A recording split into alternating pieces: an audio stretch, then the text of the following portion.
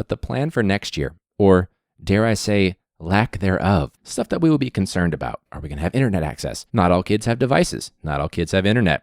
Not all kids have stable housing. Not all kids have healthcare, food, things like that. Our class sizes, how is that going to happen? How are we going to socially distance with class size? How are we going to account for the safety and security of all kids if we use partitions, but we can't necessarily see?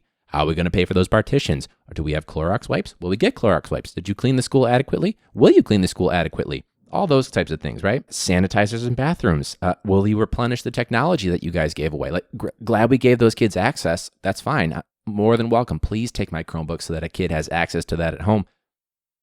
But I use those daily, and mine are all gone. So what's going to happen with my Chromebooks? They're gone.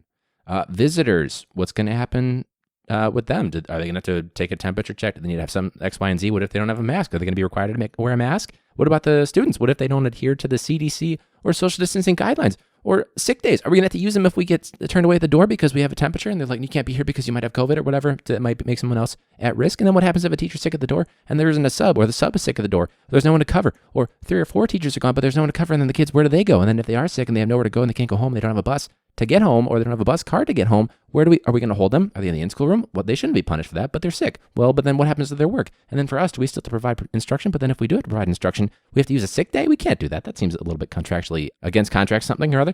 There's so many issues. And we have to clean desks every single period?